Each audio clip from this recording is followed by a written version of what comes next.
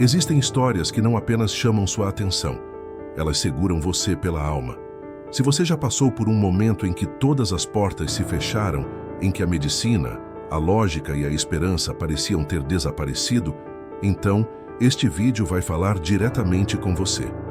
Hoje você vai conhecer o caso de Annabelle, uma criança dada como perdida pelos médicos, mas que viveu algo tão extraordinário que até especialistas chamaram de impossível.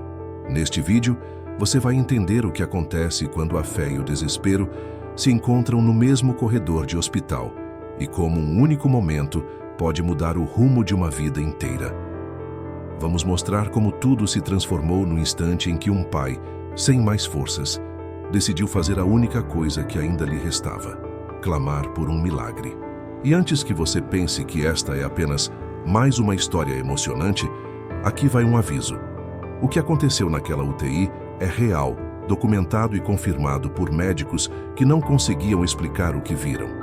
Então me diga, você já enfrentou algo que parecia impossível? Já sentiu que não havia mais saída? Fique comigo, porque esta história pode reacender algo dentro de você que talvez tenha sido deixado para trás: a esperança. Tudo começou de forma comum. Matt e Cheryl eram pais jovens, vibrantes e profundamente religiosos. Sua filha, Annabelle, era uma bebê saudável, cheia de vida e energia. Mas poucas semanas após seu primeiro aniversário, o pesadelo começou. Annabelle ficou extremamente letárgica, não reagia a estímulos e foi rapidamente levada ao hospital. O diagnóstico veio como um golpe: meningite viral. A inflamação nas membranas que protegem o cérebro e a medula espinhal era severa. Em questão de horas, a condição de Annabelle se agravou dramaticamente. Ela foi transferida para a UTI pediátrica, sedada e colocada em um ventilador mecânico para respirar. A infecção estava causando um edema cerebral massivo. Seu cérebro estava inchando, sem espaço para expandir dentro do crânio. Os melhores neurologistas e intensivistas pediátricos foram chamados. Uma série de exames de ressonância magnética foi realizada. As imagens eram aterrorizantes.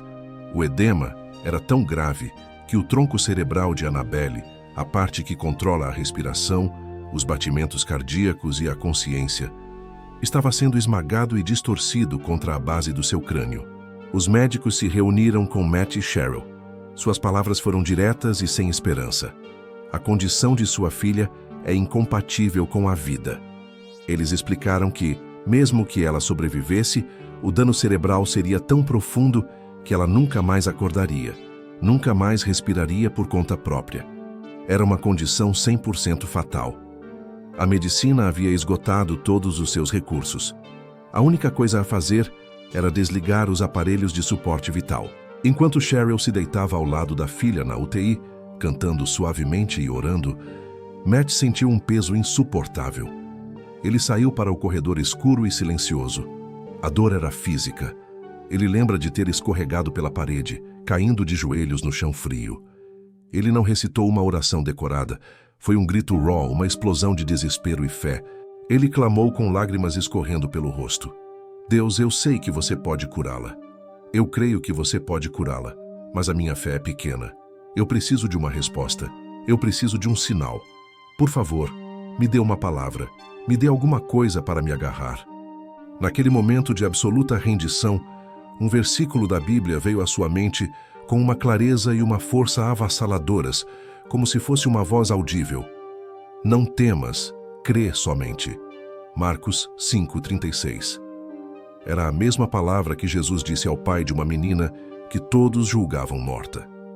Uma paz sobrenatural que ele descreve como tangível inundou seu corpo. A ansiedade e o medo se foram. Ele se levantou, foi até a sala da UTI e disse à sua esposa: Deus acabou de me falar. Ela vai ficar bem. Na manhã seguinte, a mesma equipe médica, com o coração pesado, entrou no quarto para se preparar para o processo de desligamento dos aparelhos. Eles começaram a fazer o exame neurológico de rotina, esperando encontrar os mesmos sinais de morte cerebral. Mas algo estava diferente. O médico pediu para Annabelle apertar seu dedo. Ela apertou. Ele pediu para ela mover o pé. Ela moveu. Espantado, Ele esfregou a córnea dela com um cotonete, um reflexo que deveria ter sumido. Ela piscou. O silêncio na sala foi quebrado pela perplexidade. Eles correram para fazer uma nova ressonância magnética. As imagens que surgiram na tela deixaram toda a equipe médica em estado de choque. O edema cerebral havia desaparecido completamente. O tronco cerebral, que antes estava irreconhecível e comprimido, agora aparecia perfeitamente normal, sem nenhum sinal de dano. Era anatomicamente impossível. A pressão intracraniana simplesmente havia se normalizado da noite para o dia. Annabelle foi estubada. Ela não apenas sobreviveu, ela se recuperou completamente.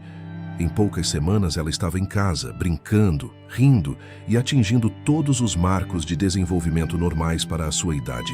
Os médicos não tiveram explicação. O neurologista principal, um homem de ciência, disse aos pais: "O que aconteceu com sua filha não tem explicação médica.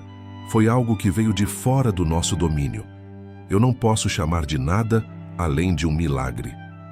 Anos depois, Annabelle é uma jovem saudável, sem nenhum déficit neurológico, um testemunho vivo do poder da oração.